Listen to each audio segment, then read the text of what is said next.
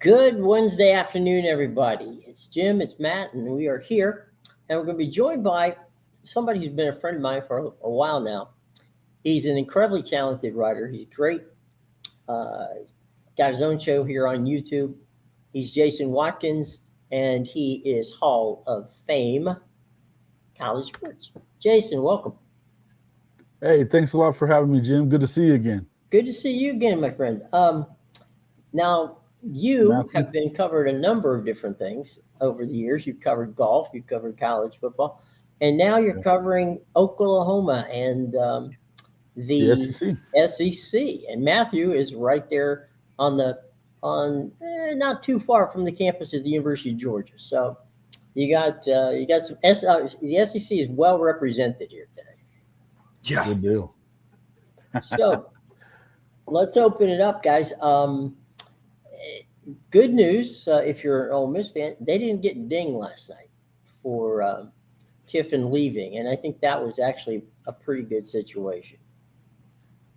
I would say it was the correct decision. You know, you can't really punish those kids for what they can't control.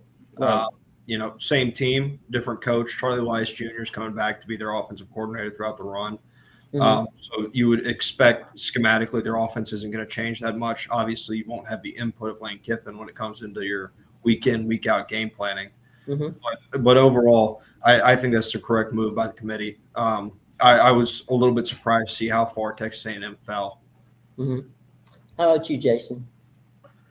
Yeah, I think it's probably the right move. I think that Ole Miss is definitely those players going out there and being able to kind of put aside it's definitely been a distraction of all the stuff with Lane and LSU. But I think them being able to put that aside and win that Egg Bowl matchup against a team that offensively they're gotten a lot better over the latter half of the year and everything like that. But and in a rivalry game, you never know. It's easy to go and fall victim in a game like that. So to me, I didn't think that you would probably see them fall too much. Maybe I figured they might fall one spot maybe, but they ended up gaining a spot. So it didn't really hurt them at all. As far as Texas A&M is concerned, I don't know. I think that when you start looking back at their schedule, aside from Notre Dame, they've gotten kind of a cherry-pick schedule for the SEC. When you look at it, their next biggest game was, of course, Texas on the road. Their biggest win aside from Notre Dame, I challenge people to which one is it? Is it Missouri? Who is it? So to me, I think it was probably the best one that they had, the best game they had aside from Notre Dame in this, not having to play Alabama, not having to play Georgia, not having to play even Oklahoma or any of these other, Ole Miss even. So, not having played any of the top schools that are also going to be into the college football playoff, I think that you can see why they probably dropped there. But that being said, I think they're secure right in there in the college football playoffs, so I don't think it really hurts them that much. If you're in the top 8, you're secure, I think. Okay, cool. Let me ask you guys. We got a quick question here. No, actually, we don't. It looked like a question, and then it basically it's just a bunch of gibberish on it. Yeah. Anyway. Let's get back. Now, you were at Oklahoma. You followed Oklahoma this year. Tell us about Oklahoma. Tell us about what you've seen in the SEC. And then we'll let Matthew, who also have seen – Matt, you've seen all but one Georgia game, right? Oh, yeah, right around there. Yeah. So we'll go with you, Jason, and talk about what you've seen this year as we get ready for the big weekend showdowns. I think for me, Oklahoma it's really kind of, this team has come together and starting to look exactly, they say the best teams are kind of player-led, and this team has definitely been that, but they are resembling their head coach in Brent Venables, fiery, a lot of passion out there. Defensively, they want to get out there and hit you. This is one of the best Oklahoma defenses I've probably seen. Honestly, I can't think of one that I think is better. And so their championship year in 2000, I think that was right up there with this one. But depth-wise, especially along that front seven, is unbelievable. They get after the quarterback. They are able to – they get a lot of sacks. They lead the country in TFLs. This team has been led definitely by that defense. R. Mason Thomas goes down, Taylor Wine steps in and kind of becomes the same guy. Their linebackers are fantastic as well. They've got a lot of experience, and they've needed all of that because they've been struggling with offense a little bit for the second year in a row. You got a new offensive coordinator, new quarterback that has struggled since his injury. And I think, if not for this defense playing as well as it has, there's a couple of games you could have lost. But this team could have probably packed it in when they got beat by Ole Miss. After they lose the Red River Shootout game to Texas, which is always tough for Oklahoma. But then they go out and handily beat South Carolina on the road. Then they get a home game against Ole Miss, and they're not able to kind of hold on. They had taken the lead late, and then they ended up having a bad turnover and losing that game in a close one. But since then, they've gone on the road, one at Tennessee, one at Alabama, breaking the nation's longest winning streak in the process there. A game that nobody really expected them to win. Then they come home and take down Missouri and LSU this past week, which, these are games, you coming down the stretch that everybody kind of came into this season saying, yeah, I like Oklahoma's team and everything, but this is the toughest schedule probably in the country, particularly down the final stretch of it.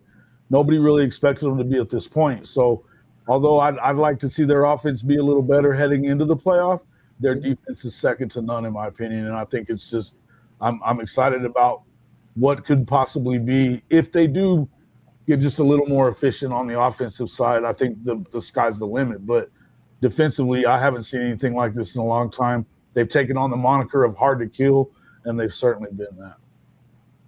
One quick thing before Matt jumps in here. So you're telling me this defense is better than some of the ones that Bobby had when he was there?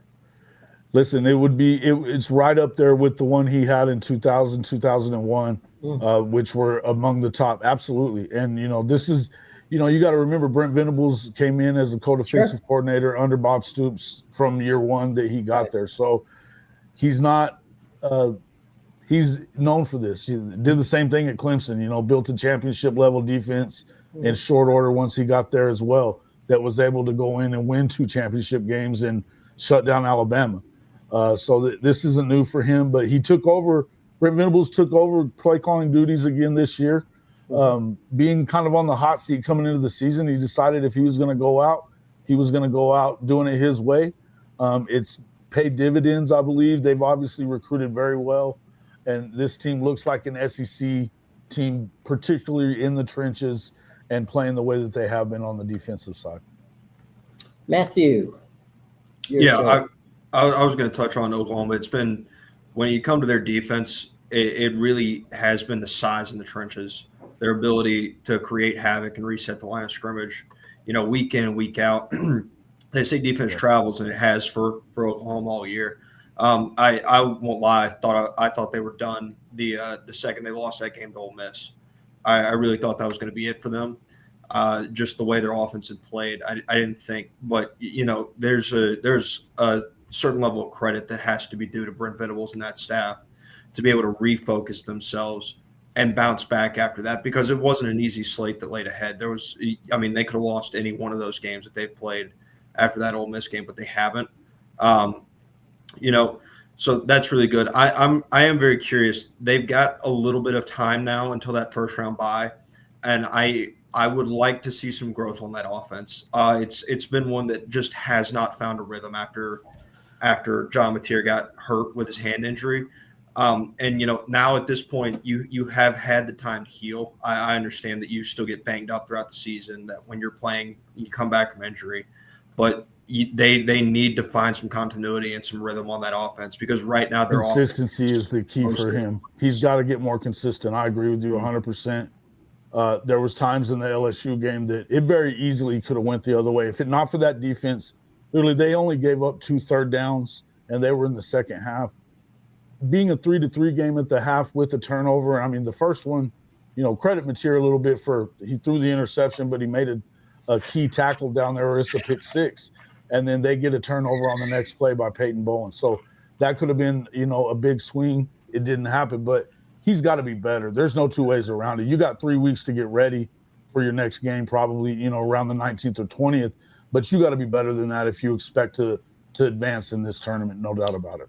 Well, that's part of the reason that I do feel a little bit better about Oklahoma going into the first round of that playoff is that they're going to have that extended period of a couple weeks here where they can go in, where it's almost, weather's going to be a little different, but you're kind of going into fall camp again in a way. And when they came out of fall camp and the way that John Mateer played in those first 4 weeks, if you get that version of him, then Oklahoma all of a sudden becomes the most dangerous team in this bracket with the way that their defense can play.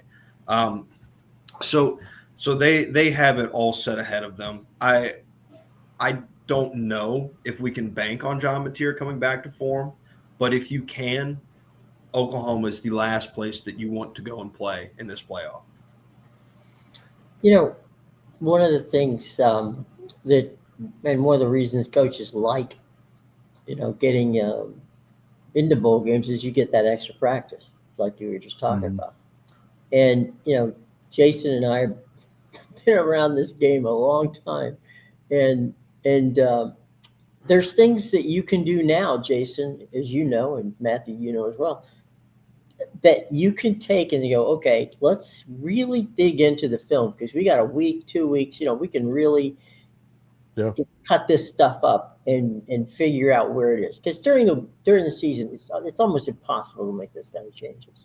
It is, however, if you get 2 extra weeks off, that's like 2 buys and you're ready to rock and roll. So I think that is going to help. To what extent, we don't know, but it's certainly not going to hurt. Mm-hmm. Yeah, I agree. I think that you would really have to me, I think that there's some other things at play here. You have a strong backup quarterback, in my opinion, that's every bit as good and has speed, and they like to run the RPO and a lot of quarterback plus one quarterback run plays. I'd like to see a little Michael Hawkins just in some packages now that you have the time to kind of work some of that in. I think that there's been some of the main OU media and guys that have played there before, like Teddy Lehman, have said he'd like to see them fire the RPO into the sun. I would almost agree with that as well because they've struggled with it a lot this year, and just in the decision making has been part of it. But I'll be honest with you, I think that I would think that in this amount of time, you're looking at probably 3 weeks, right around 3 weeks of time between your last game and going into this first playoff round game. No matter where you play it, it looks like they could line up for a home game, but no matter where it's played, you've got time to you could change a lot of things. And because you're going to have film, everybody's got film on you at this point, and not a lot of it's good, but, I would think that they could really dig in. They've got a former offensive coordinator there as well, and Kevin Wilson, who was there back during the Sam Bradford years. And, those guys that were there, that was basically the best offense in Oklahoma history with DeMarco Murray and Sam Bradford and those guys. This is a guy that you can lean on if you're Ben Arbuckle as an offensive coordinator. And how do we kind of get this thing shored up and cleaned up a little bit? Because if they play clean, they're going to have an opportunity to win every game. They're going to this defense is going to put you in a position to be in every game and have an opportunity to win. If you can continue to score at times when it's important, I think you can do that. Let me ask a question to Jason and to you, Matthew. Matthew with Georgia and Jason, of course, with Oklahoma. This time off, is there going to be any players who are going to benefit from it because of either injury or just playing a little banged up? Oh, yeah. On the Georgia front, you've got like half the roster, it feels like, that's either out or dealing with something.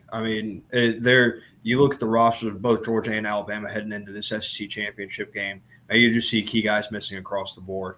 Chauncey Bowens didn't play last week against Georgia Tech for Georgia. I think they may have masked just how hurt he was to an extent. Mm-hmm. I think he has a chance to come back and play in a somewhat limited role this week. Drew Bobo is a guy who they lost last week against Georgia Tech. Not really sure. That's a big loss, isn't it? Yeah, it's massive, especially when you've got Tim Keenan standing across from you and you're starting a redshirt freshman in Drew Bobo's place. So those are the two guys. And then for Georgia, obviously you're going to have guys dinged up on the backside defensively. So they've got injuries across the board. It really is going to come down to they need this win in Atlanta simply for the time off factor. Because if you don't get the win in Atlanta and then you host a playoff game, while yes, you are probably going to be hosting someone of a G5 or potentially a Virginia ACC champion, it lessens the time that you have to get healthy, and that is such a key factor that plays into these championship games, these first round matchups. Jason, as far as Oklahoma's concerned, I was just saying, go ahead, give me Oklahoma there. Yeah, I think that really it'll give you some time. You've got some time right now to get your running back room healthy, and that's been one of the major things. When they run the ball well, Oklahoma's been a lot better, especially obviously offensively, having more balance there. And they've got two really good running backs in Xavier Robinson, who is a second-year sophomore. He's had some big games coming down the stretch.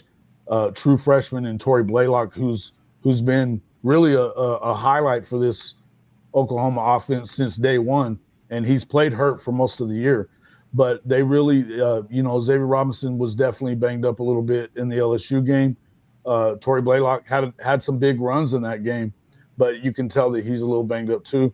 They've got some other guys that might benefit from, you might get a little bit of time as well coming up, and getting into the rotation and practices. But I think that just getting those two guys healthy should be a big help for them on that side. R. Mason Thomas, as I talked about, he went out in that Tennessee game after causing the fumble or getting that fumble and then stiff arming for 25 yards to score a touchdown. It was a long touchdown run too, but he got hurt on the play. We hadn't seen him since. The hope is that you get him back. I believe it might have been a torn quad, so the hope is that maybe you get him back in that situation. The good news, of course, for Oklahoma is that's where they're the most deep, is at that edge position, and particularly along the D-line altogether. But that would be another help for that. Obviously, Gentry Williams as well. We're hoping to kind of see a little bit more of him. He's a veteran corner that you've had some really good cornerback play out of young guys out of Oklahoma too. But this is a guy that's been around. He's an NFL-type player. He's had some injury issues throughout his career, but if he's healthy enough to play, they'll certainly have him in the game on that side of the ball also. Hey, another note I'll add, Oklahoma, big Georgia fans this weekend. The way the seeding works, they're sitting at 8, Alabama's at 9. So if Alabama were to win that game, then Oklahoma's going to get pushed back, and they will no longer be hosting a playoff game. I think that could be the case. I think that what was signaled with the rankings yesterday was more of a line of they're going to make it into the playoff one way or the other. Mm-hmm. But if they win this game, then they could definitely, they're going to bump up into that top echelon where they're going to be hosting for sure. Mm-hmm. I don't even know that they'd end up playing Oklahoma in that way, but Oklahoma would definitely bump backwards probably, and not going to bump further. They're not going to bump Georgia past them as far as backwards past them, I don't believe. Yeah. You probably do need to see Georgia win this game, which is why it's concerning a little bit that Kirby has struggled so much with Alabama throughout, even since Kalen DeBoer took over. Yeah. Let's talk a second about something Jason and Matt and I talked about yesterday. Were you surprised that so many teams in the SEC and, frankly, other schools around the country went down and hired G5, G6 coaches to go to premier programs all across the country? Was I surprised? No, I honestly, throughout all the Lane stuff, and I'm a Lane Kiffin guy. I think he's a good coach. I don't think that should garner as much love as he gets, though. To me, I thought that the best coach in the cycle that everybody was talking about was John Summerall. So I think that Florida struck out and hit a home run in the same at bat. You know what I mean? They were really, really high on Kiffin, wanted him really bad. I thought that they ended up with the best possible scenario for them. I think John Summerall has proven to be a winner at every stop. He won at Troy. He was winning big at Tulane. He gave Oklahoma all they could handle last year with Darian Mensah and that group there at Tulane in that early. It was, I think, week 3 or week 4 that they played them. But anyway, he was, Tulane's a real deal, and I think that I thought that he was the best one. I also think that some of these other guys, we're talking about Alex Golish, heck, he beat Florida at the Swamp this year in week 2 or 3.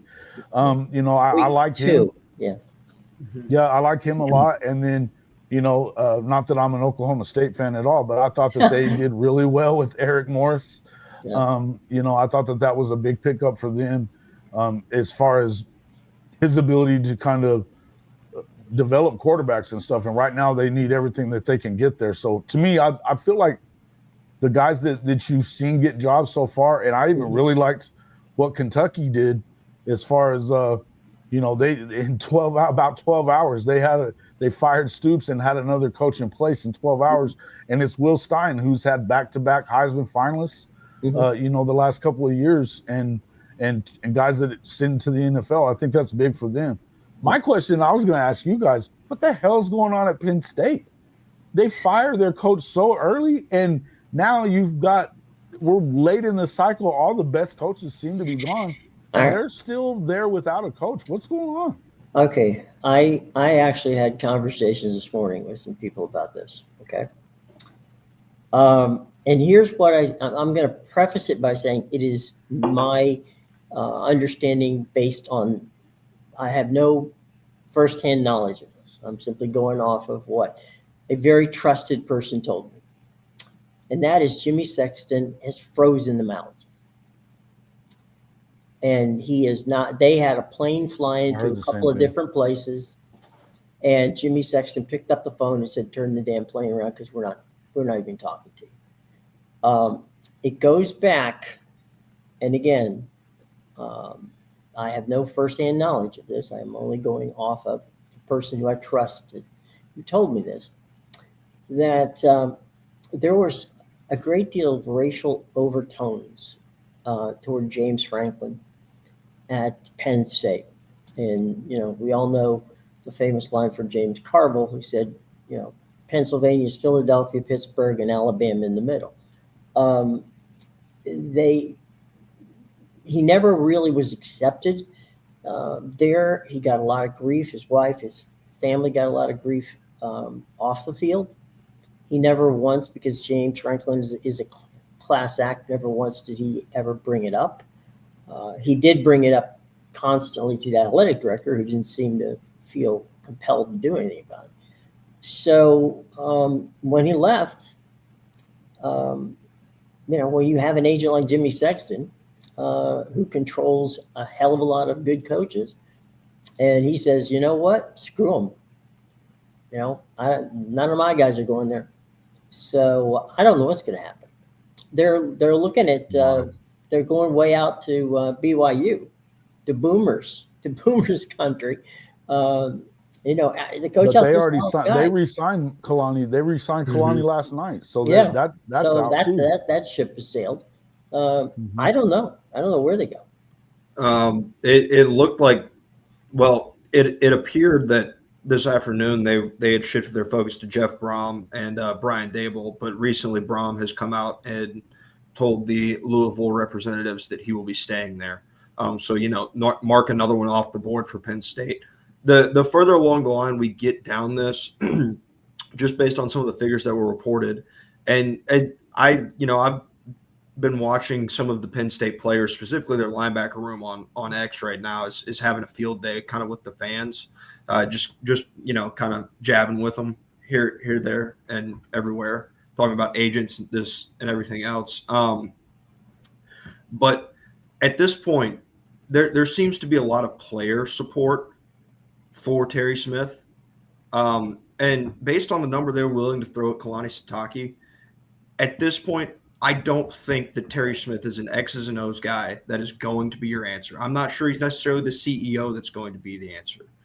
But if you have struck out so many times, at this point, throw all of that money And instead of paying a head coach, pay your coordinators, pay your position coaches, and throw it into your NIL pool. And you support everything but the head coach in terms of your financial investment, and hire Terry Smith if the players love him that much.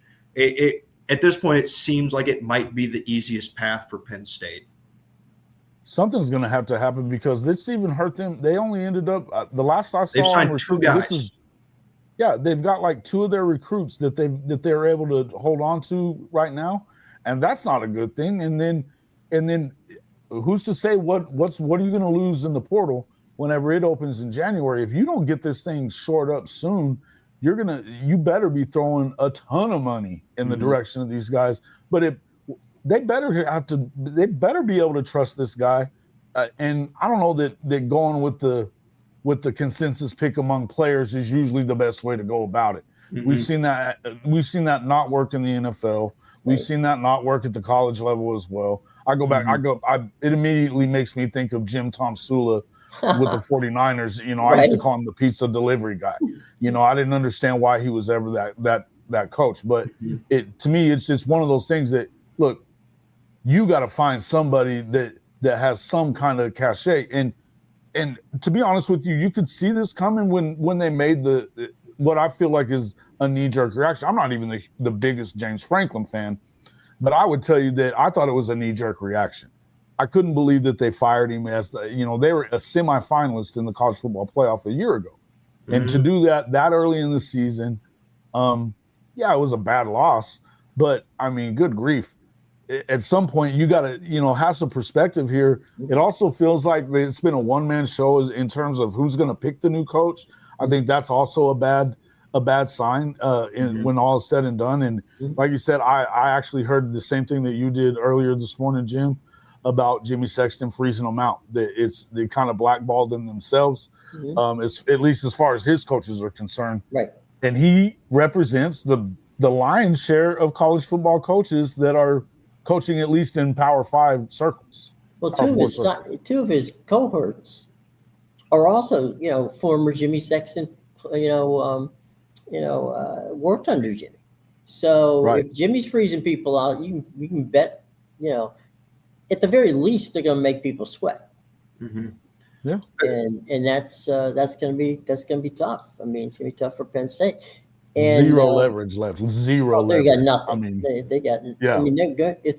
I'll tell you what. There's some guys out at Allegheny High School near Pittsburgh who might take that job and do better than some of these guys that might be left. But good grief, it's wild. Yeah. It's a wild situation. I can't believe that we've watched it get to this point, because even after everything with the the Sandusky stuff and all that, they had really built.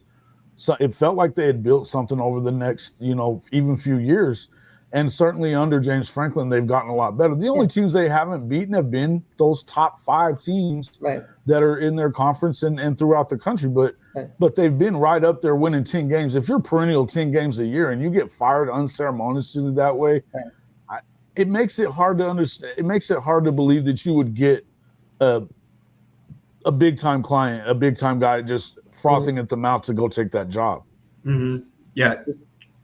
But, you had mentioned about the recruiting and all that. I got to believe that Penn State South is going to be Virginia Tech. I mean, those kids are going with James Franklin, wherever he coached. And Virginia Tech is not going to have a hard time, recruiting people or playing in the portal, because Franklin, people know who James Franklin is as a They're going to look a lot different this time. Oh yeah. Oh yeah. It's going to be back to the good old Beamer ball days, not the not the little son, but the big guy.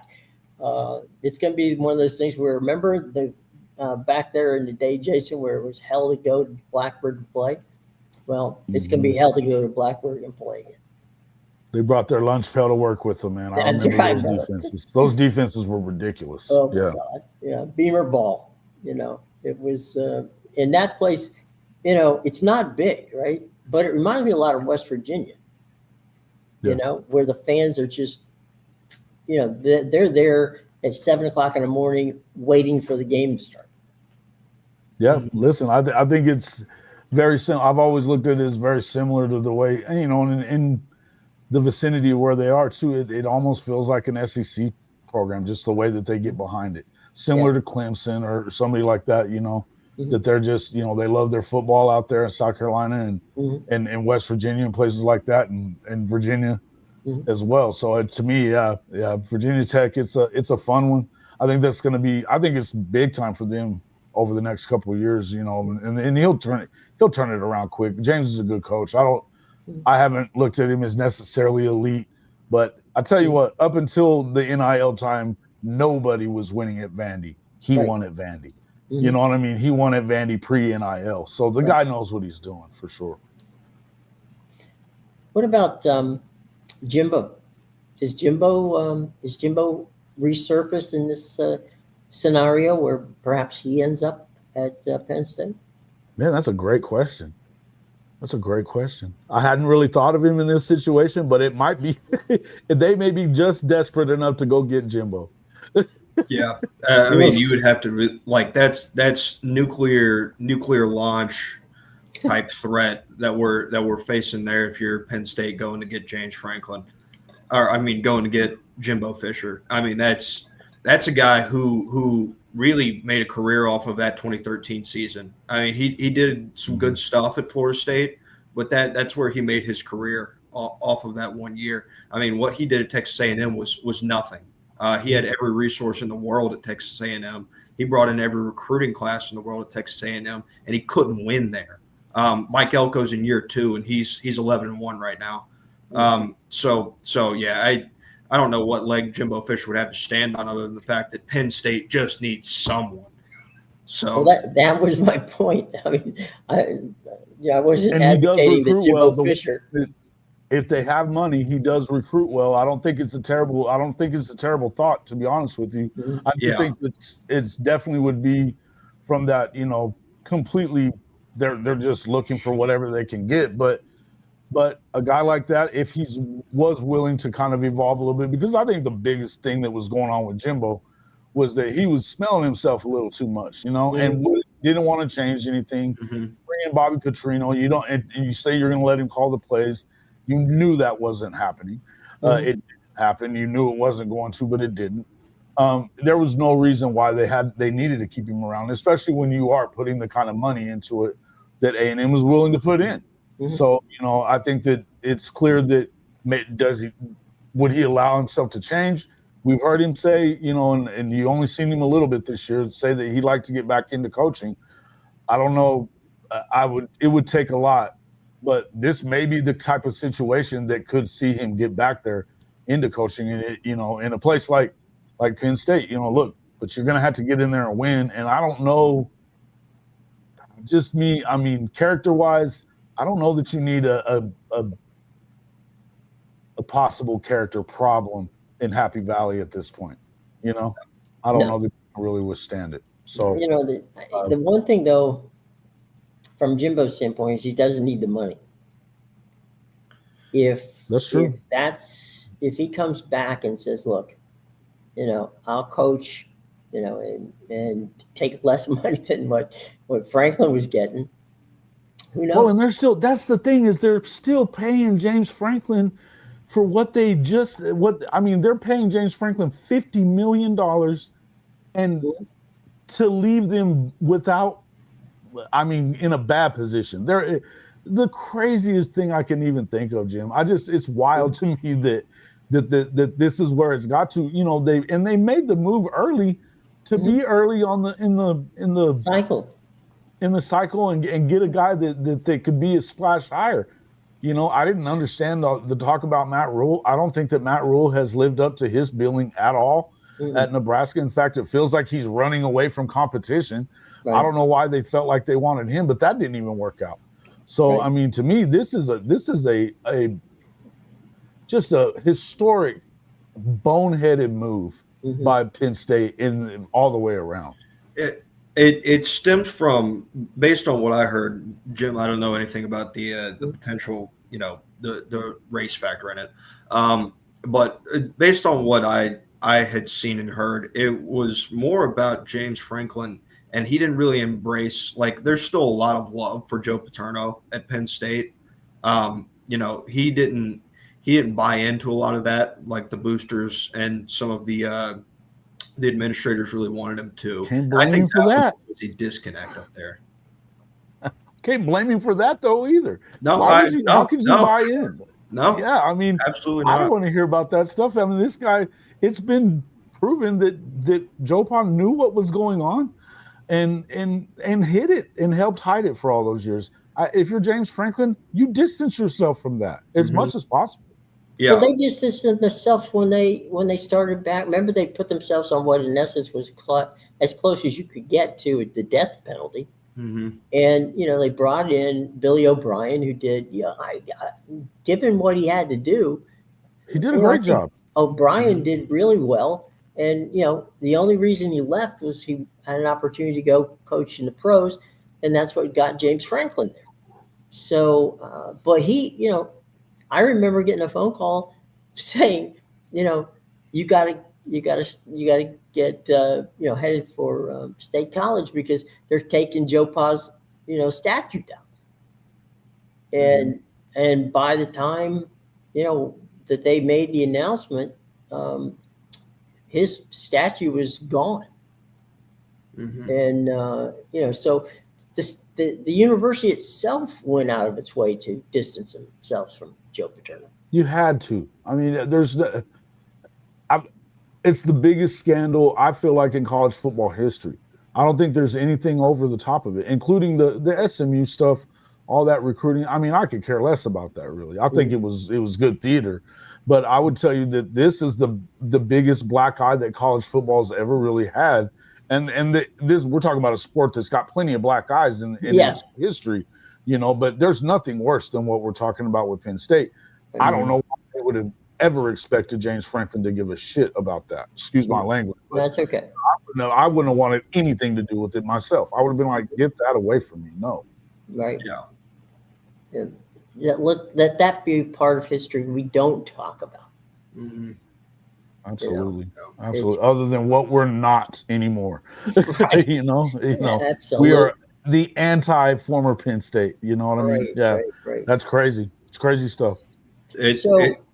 Go ahead. I was going to say it's been bad up to this point.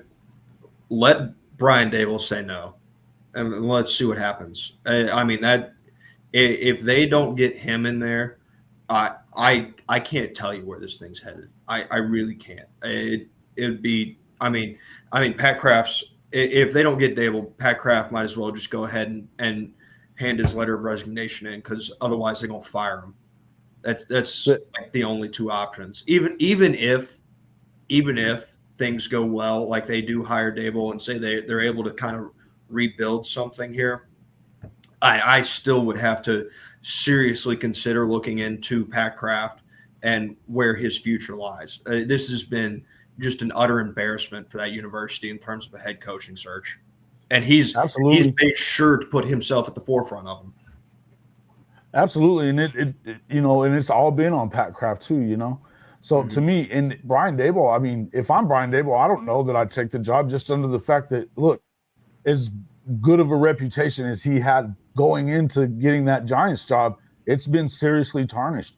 You can't afford to go into another bad situation and have no success. Your coaching career becomes non-existent at that point. You're a coordinator forever. And maybe he already is, but so maybe he does take it. But to me, yeah, I agree with you. I think that if you don't find a way to get him in there, and now you are in deep trouble, because the problem with Brian Daboll is that he only spent a year as a coordinator as it was. He's not known for recruiting. It's not. He's an NFL guy. It doesn't always work out that way. I think it could work at Penn State. But recruiting wise, I think it's going to be tough, and they're definitely going to have to. The price of doing business just went up for Penn State. That's for sure. Yeah, that's where they're fully going to be dependent on letting their money talk at that point. The other thing they did by putting Franklin out was they cut off the New Jersey, Delaware Valley, Maryland, Virginia recruiting pipeline that James Franklin lived on. And, that's that's death to Penn State because, they're not going to, this is not this is not a program that recruits nationally much. They live off that pipeline. And, here's we have a question from somebody talking about Matt Campbell will be a decent hire for Penn State. What do you think, guys? He would. I think he'd be a home run. I think it's if that was going to happen, it already happened though. I don't see that happening at all. Matt Campbell's shown that he loves Iowa State, and I mean he's turned down other jobs in the Big Ten already in the past. I don't really see that he would make the move, especially at this point. And if I'm not mistaken, I think he's a Jimmy Sexton guy. So I don't really, I don't know. I feel like he'd be I think as I said there, he'd be a 9th inning grand slam with 2 outs. But I don't think it's happening. I don't think it's happening. Yeah. I think, like you said, it's got to be DeBall. I mean, if they don't get him, I don't know what they're going to happen. What they're going to do. Yeah. And of course, there's still people pissed off with the Giants situation with what they did with Saquon Barkley. That was the beginning of the end for Brian Daboll. Right. And he had nothing to do with it. Yeah. Wasn't even his call. No. Hey, their Giants GM Joe Schoen went on, did his press conference and tried to take credit for them drafting Jackson Dart when there's video evidence of him saying, "Hey, man, if you believe in him like this, then I guess we'll take him," which I thought was funny. Yeah, well, if you're a Giant fan, there's not much funny that over the past couple of years that you're, it's not when the Eagles win with your guy. Right. And you got linebackers who were fantastic, who ended up over there and now they're in Miami. So, I don't know what to tell you, boys and girls. He gives up on people that that end up being, all pros. So, not necessarily he's not George Young. Let's put it that way when it comes to general managers for the Giants. But, let's downshift. We talked, Matt and I've discussed a little bit, Jay, and then I'd like to get your input on it. Is ESPN's Game Day leaning a little too heavy into personality and less into what's actually going on?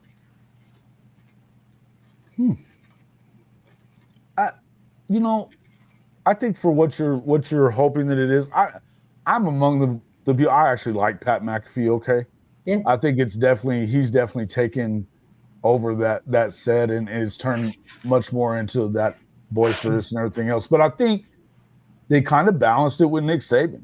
I think that Nick Saban being there gives it a little bit more credibility, I would say, as far as and that kind of stuff. But to me, I feel like I don't dislike it, and I've always been a big Game Day fan. I think that it's evolving with the times, though, and more than anything else. I think that those two guys kind of working together, because you've seen Pat McAfee, and Nick's going to be your straight man. He's just going to be your straight guy. That's how he is.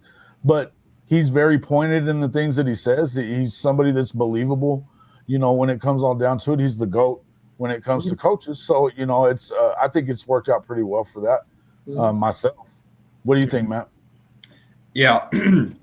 Listen, I like the dynamic they have going on. I had made note that they've definitely changed their vibe, kind of shifted their vibe a little more towards kind of like a party environment on game day, which fits Pat McAfee's brand. The dynamic, and it fits the SEC also. Yep. Yeah. I mean, you can go back, look at the 2 times they've been to Atlanta with Pat McAfee on the set, and look at his picks. Look at the crowd reaction. See the way it's gone. There's a reason they hired Pat McAfee. They knew what direction they were headed. They steered into it. The only thing that I now is the front office sports had that piece out about, is it a conflict of interest for Nick Saban when he's getting himself involved in some of these head coaching searches at LSU? Is it a conflict of interest? They reached out to ESPN, and ESPN said no thanks on the comment. Yeah, I don't know that I think that it is. I mean, I think that it's more. I mean, he knows the guy. If somebody's asking, given if he's been a coach under you and you've been kind of a mentor to him, who else the hell would you call about him? Mm-hmm. You know, I don't know. I mean, as far as like, just because he's on ESPN, he's not allowed to be still an expert, and he can't, you know. If anything, I bet Alabama's not all that excited about it. You know, Yeah. I would tell you that Bama probably hates it, but I mean, I understand that too. But I don't see it as a conflict of interest myself. But I would probably defer to you, Jim, on that question, no more than anything, because you've been in this business longer than I have. And do you feel like for ESPN that should be a problem? I don't really think that it should be, but No, it never has been. You know, you hire people, you know, personalities and others to make comments, okay? But you don't take away from them their relationships with people. So, you know, as a programmer, yeah, if I'm ESPN, I would have answered the response. I would have said, you know what, almost what you just said, Jason. I would have said, you know, Coach Saban is Coach Saban, right? He's got people who are part of his coaching tree. He's got friends. He's got all kinds of stuff. And he wouldn't be the first one, by the way, to who's on television to advise somebody, you know, in the business. Publicly endorse, right? You know, whatever. I mean, it's done all the time. So the fact that I believe that the real problem that ESPN had ended up with him this year was, in this situation with Lane, was the drama. There was just so much drama around it that, you know, suddenly Lane's standing at the lectern and saying, well, you know, I talked to Coach Saban and I talked to Coach Carroll, and you know, they both told me, you know, pretty much the same thing. And, you know, it's like this. So, so they got drug into to Lane's problem. It's not Nick's problem. It's not Pete's problem. It's Lane's problem. And then ESPN gets in the middle of it, and by not responding, you know, the worst thing you can do in television specifically is not to respond to something. Get ahead of it. Yeah, you get ahead of it, or at the very least say, look, what Coach Saban does is Coach Saban's business. You know, when he's on our set, he is there, you know, and he gets to comment on whatever he wants to comment on. And if you either like it or you don't. I mean, you know, if you're going to do that kind of stuff, you know, then you're never going to like McAfee because he has a comment on everything. True. So yeah, and as far as like when it comes to what Saban was saying too about letting him coach, I didn't necessarily agree with that. I understood wholeheartedly why Ole Miss said, hell no, we're not doing this. You know, it makes perfect sense.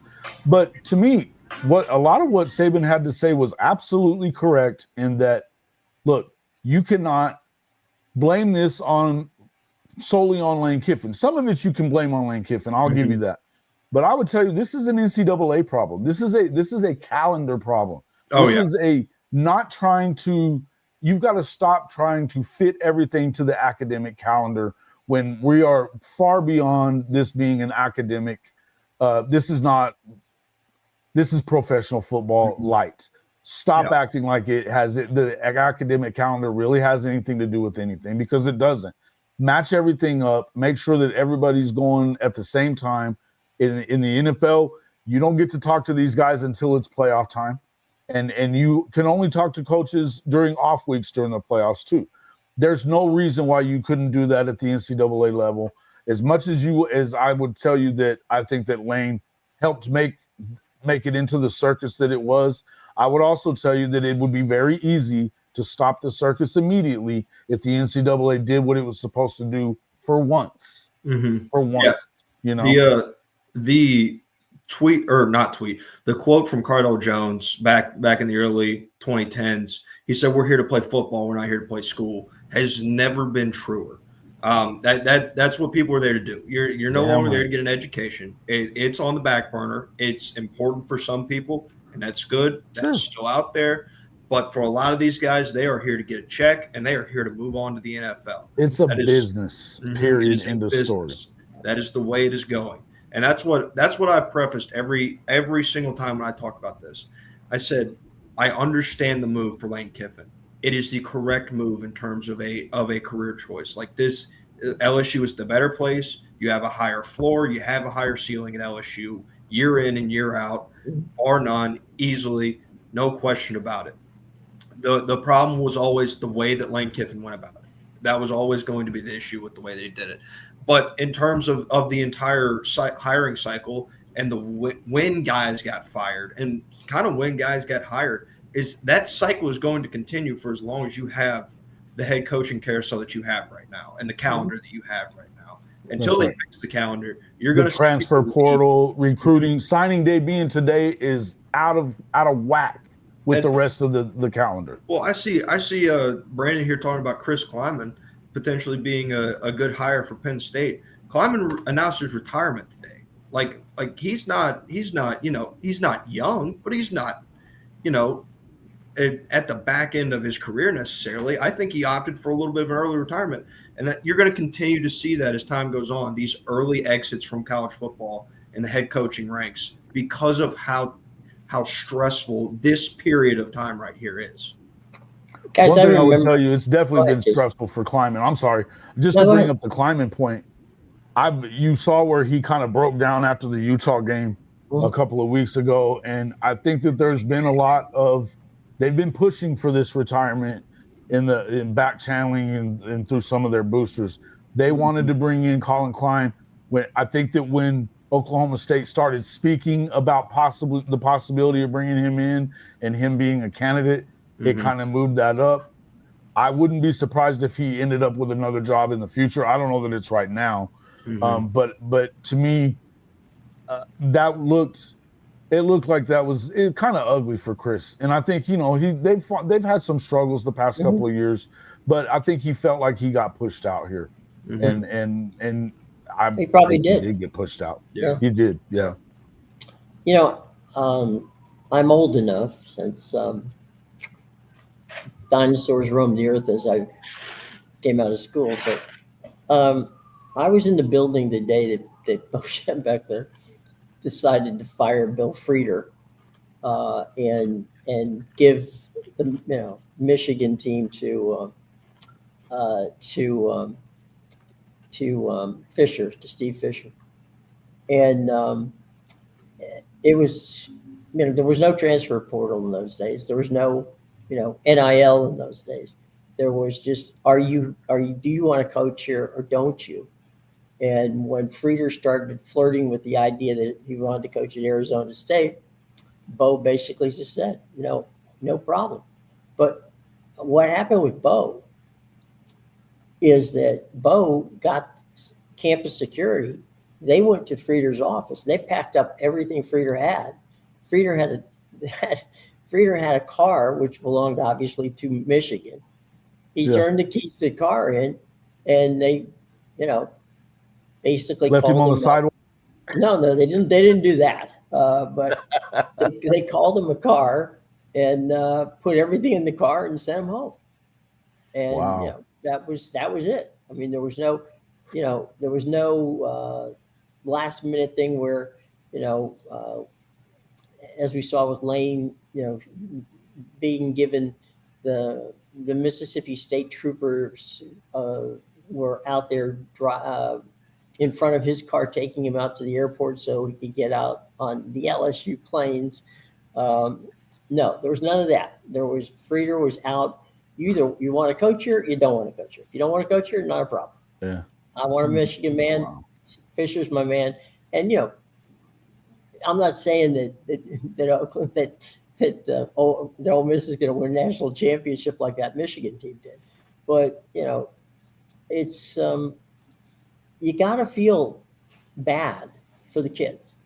I mean, for the players that this whole they went 11-1. They played like above what Ole Miss normally plays, and now Absolutely. Oh yeah. they're gonna have to get it and done, and in some ways it might galvanize these guys to play harder, under the circumstances. I think it's tough though. I think it's a tough deal, and I think it was a tough decision for Ole Miss to make in view of the fact that, I mean, yeah, they let Charlie Weiss Jr. go back to be the OC. He wasn't the play caller, Right. That was still Lane Kiffin.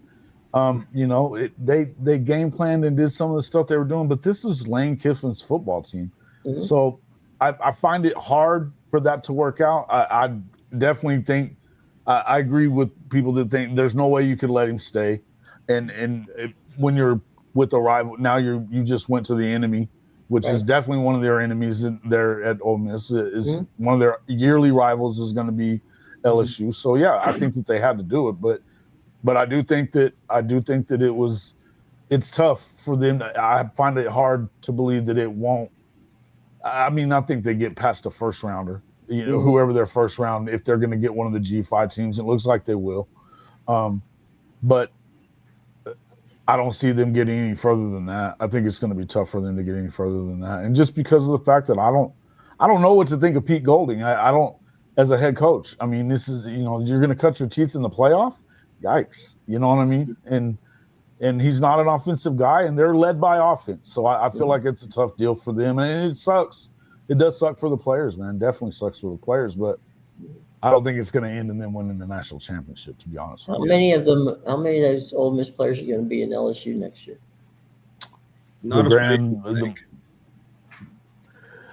I think so. I think the quarterback situation, I think you end up with Simmons there for sure. Although maybe not if he likes Van Buren, you could definitely end up with that deal there. But I think he can go get anybody he wants as far as quarterbacks. If I was saying that a quarterback's going to leave Ole Miss, I would say it's probably Chambliss. I think Simmons is probably. He doesn't have any eligibility left though. Does he not? He doesn't have any eligibility. I thought he had one more year. No, Jason, to your point about whether or not this team can win a national title, your opinion, I would say, is right there up with Lane Kiffin. Because if Lane Kiffin thought this team could win a national title, guess where he'd be? Oxford, Mississippi. So that's cut and dry. He thought that his opportunity at LSU is better to win a national title moving forward than his opportunity to win a national title at Ole Miss this year. Yeah, I think so too, and I think that that's a fair assessment too, because, I mean, a lot of people were talking everything, all the mess down there in Louisiana with the governor and everything else was definitely something that would have given me pause if I'm in his shoes in that situation, especially, and not wanting to pay Brian Kelly. That's not a good look for them either. But I'll say this, LSU, since Nick Saban, they locked down the state of Louisiana in recruiting. And there's guys that nobody knows anything about. And you can look at the NFL, the best two receivers right now in the NFL were a 2-star and a no-star out of Louisiana that played at LSU. They've got those guys. You can lock down that state. And with him, he can recruit nationally. The Florida job, I think that the Florida job was a good job for him. It would have worked out really well for Lane. But I do think that this is still a better situation because you can still recruit Florida just like you would have. You can still do that, but you can lock down Louisiana, and it's definitely a better situation recruiting. Plus, they've pledged all that money to him already in NIL dollars. They've pledged $25 million. The rev share isn't even $25 million. You know, and they're already pledging that kind of money for players. It's a good situation for Lane. Now, you better go win now if you're Lane Kiffin, because you've got everything you should need to do that. No more excuses about not being able to play the game the way the big boys do. You got to go play it now, and you better win. But it's scary for us SEC guys that root for other teams. Though, yesterday when I was Matt and I were on, I said, I don't think, the coaches at Georgia, Alabama, Texas A&M, woke up yesterday morning going, "Oh my God, Lane Kiffin's at LSU." At least on the recruiting trail, I'm not sure they did. Because I don't think that Lane Kiffin, if he goes head to head with Kirby Smart on the recruiting trail, I don't think that's one that if you go back to the old model, that Lane Kiffin's going to be Kirby Smart on the recruiting trail. Dollars wise, yes, they can probably win.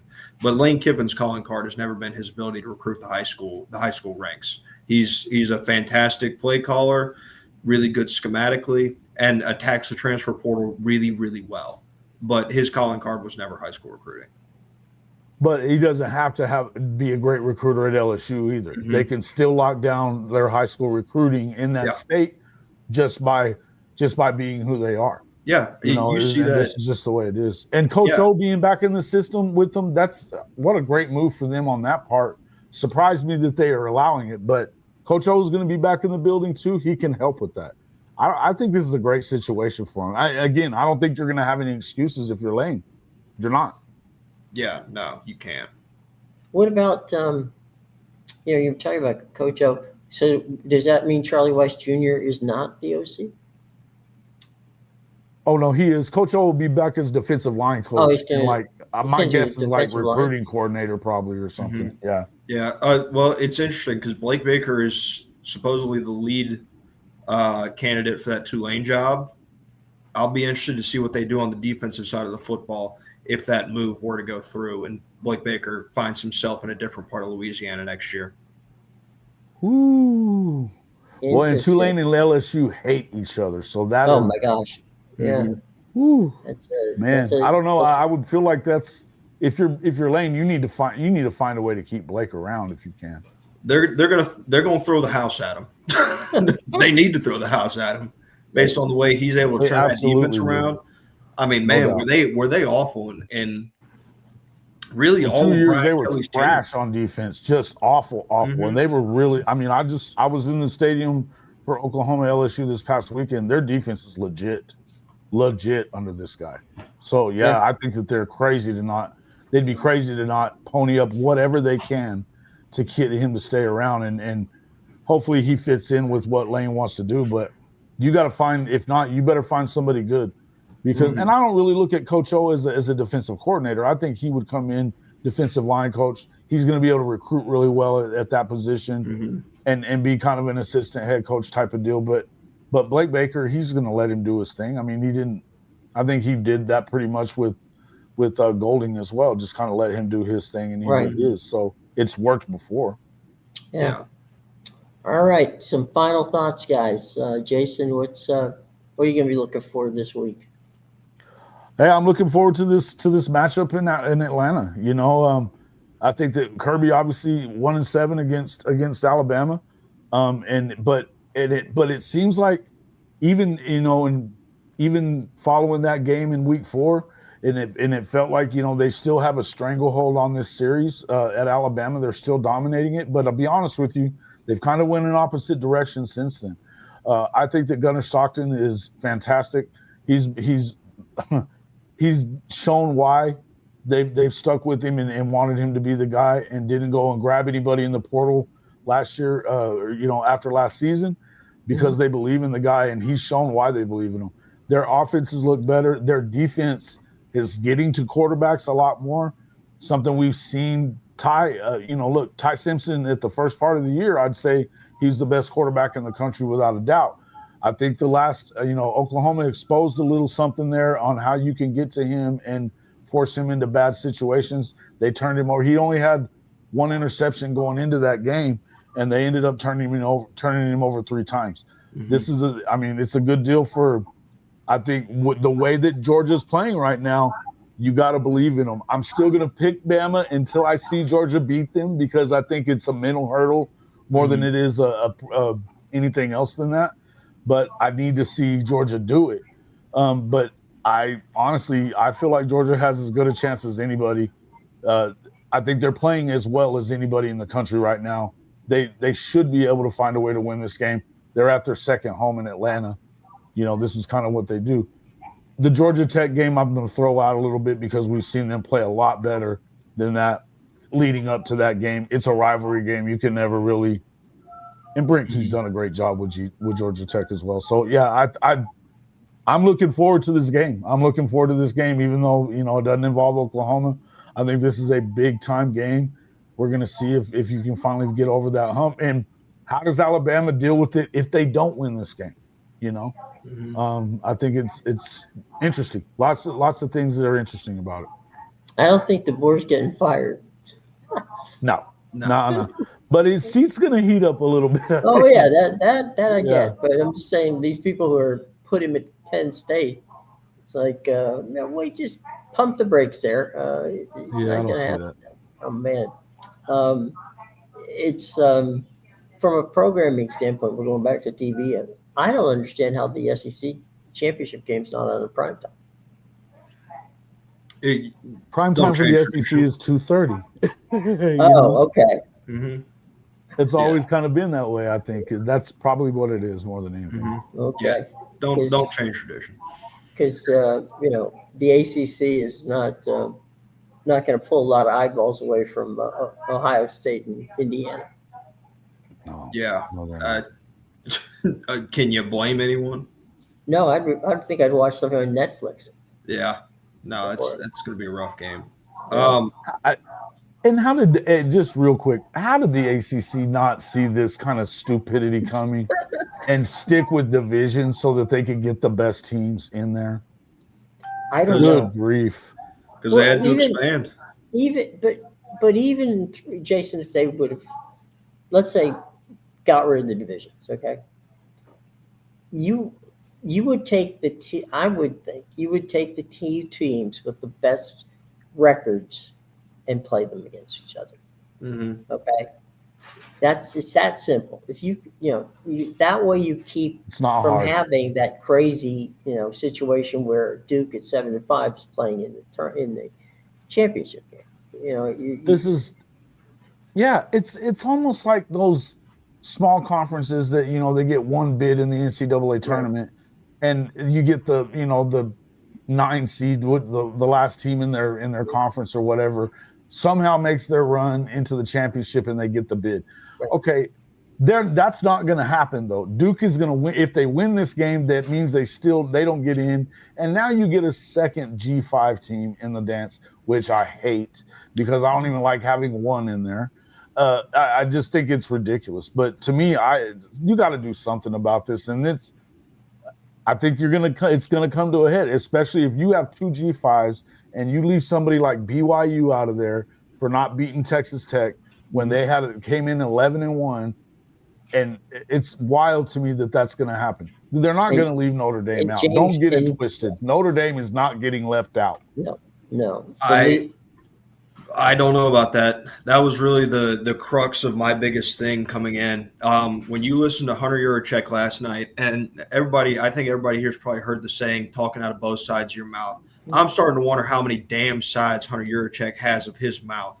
I mean, I don't think he's got a clue what he's talking about. It's all BS from He can't run a head coaching search. He's running the playoff committee, and he can't run a coaching search. They ended up with Ryan Silverfield, who couldn't beat a top 25 team.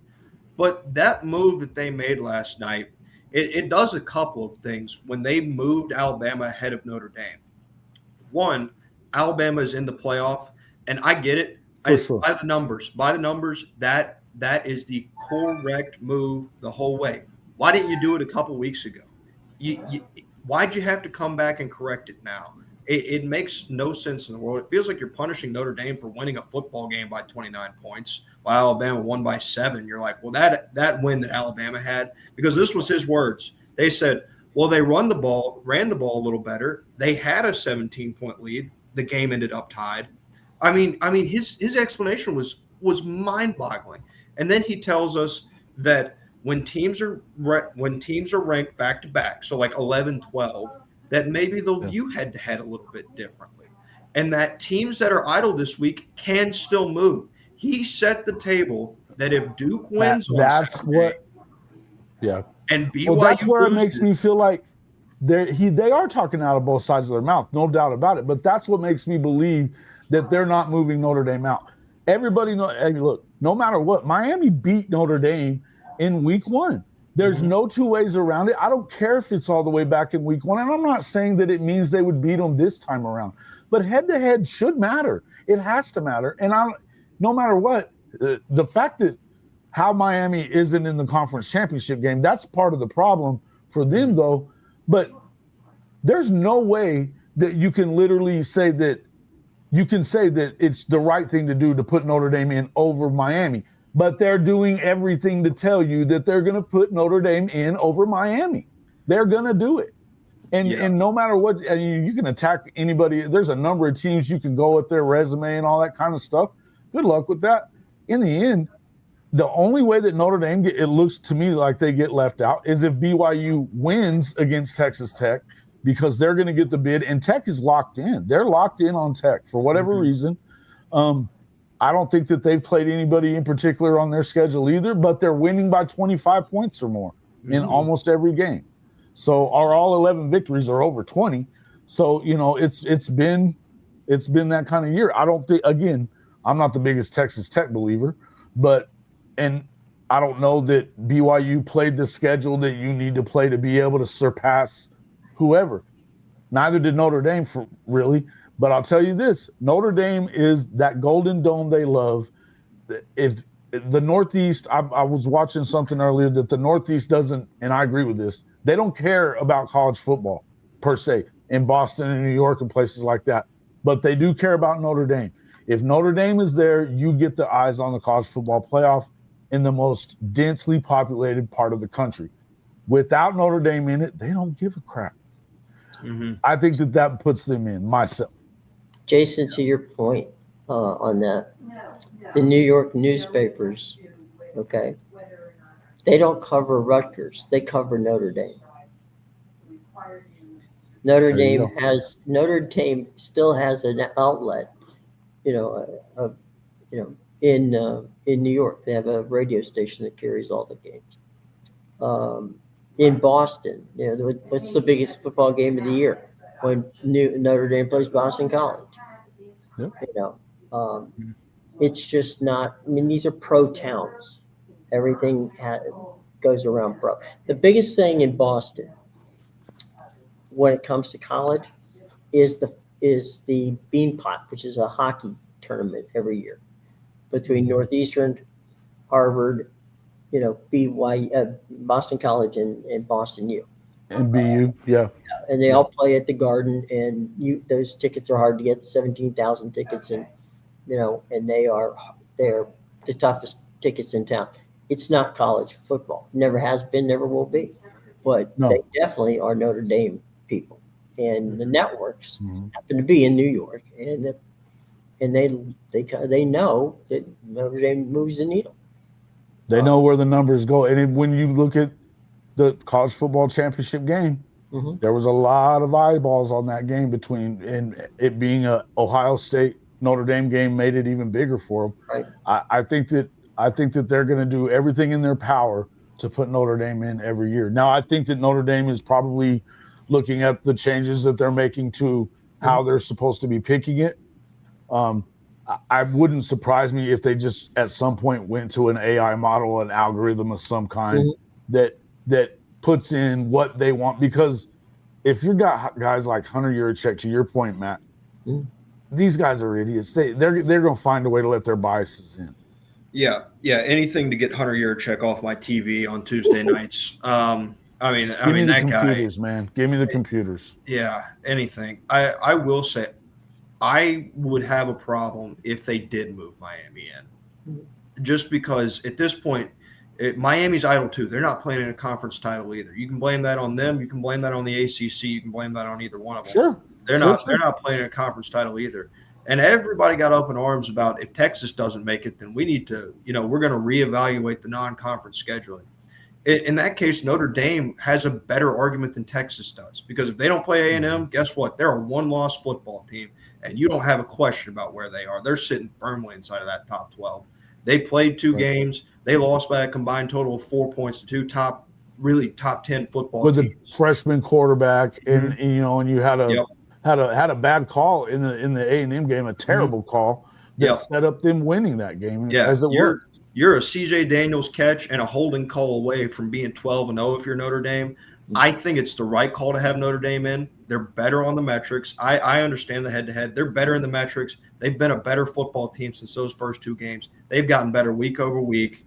And quite honestly, Miami, is in the weakest conference, in the weakest power conference, and they still managed to lose 2 football games against the 2 best teams that they played on that schedule. Mario Cristobal is he's good for at least one of those a year. The guy is gonna be, yeah, you might as well call it Cristobaling. Like the old Tebow and Cristobal. Right. Yeah, the guy is just it's wild to me that they wonder why this continues to happen. It's your head coach, fellas. He can mess this up at any time. Yep. And who's to say that it wouldn't be, even if he was in the conference championship game, how much belief would you have in him? I didn't think there was a chance in hell they go to the Cold in Pittsburgh and win last week. They did, but it surprised me. It would not surprise me in the least if they would lose to Duke. It just wouldn't. Right. Yeah. All right, guys, we got to get moving here, but before we do, Jason, thanks so much for joining us. Shameless plug time. Tell people about where they can find your stuff and, all that great work that you do. Man, I appreciate it. Appreciate you having me on. I always enjoy sitting in with you guys. And Hall of Fame college football, as it says right there. It's at HOF-CFB right here on YouTube. We go about 3 times a week in the morning time at 9:30 Central. It'd be 10:30 Eastern time, and then we go Tuesday nights, Thursday nights at 8:30 Eastern time on a couple of different shows that we do there. So been enjoying the season. The SEC coming to an end there, but the playoffs. I'm excited about the whole thing, man. It's we're going to see a lot. I think that you're going to see a lot more craziness going on because of these playoff bids. I'm ready for this week. It's going to be a blast. Well, you're coming back, so awesome. we're gonna bring you back, and anytime you need one of us, we're here to help you out. Appreciate you. Thanks for having me, Jim. Hey, thank you very much for being here, Jason. And Matthew, some final thoughts before we go. Final thoughts. Georgia, Alabama, obviously going to be your headline matchup, even with 1 and 2 playing up there in Indianapolis this weekend. Jason did it really well when he talked about it earlier. This is a game that everything points in the direction of Georgia. It felt like Alabama had to thread a needle earlier this year. They're missing a lot of key weapons. Shash Cuevas, their tight ends, out with injury. Odds are Jam Miller's also going to be out with injury. Those were 2 of your biggest factors up in Athens earlier this year that aren't going to be available. Obviously, you've got injuries on Georgia's side as well. Everything points to Georgia winning this football game, which is exactly why I think Alabama's going to win it. I've seen this story far too many times under Kirby Smart. I mean, dear God. At 2021, they should have ran them out the building. 2023, they had no business beating them, and they did it anyways. So I think the same rang true when they visited Athens this year, and yet they still find ways to win football games. So, I'll pick Alabama all this week until Kirby Smart and Georgia's able to beat them. Reverse the curse. Right. I love it. One way of doing it. All right, boys. To pay the bills before we leave, let's run the spot. Matt, you're going to talk about it after we come back.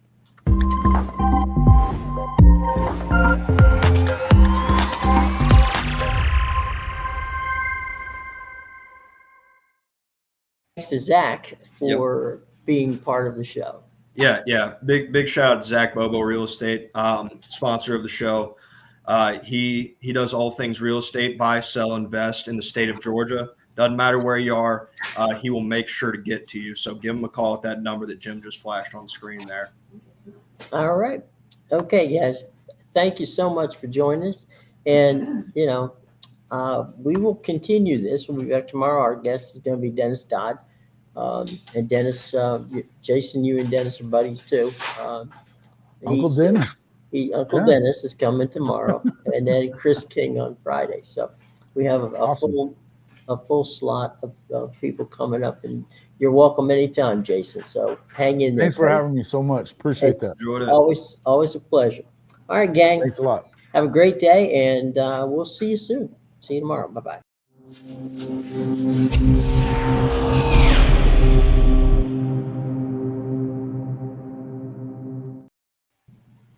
Okay.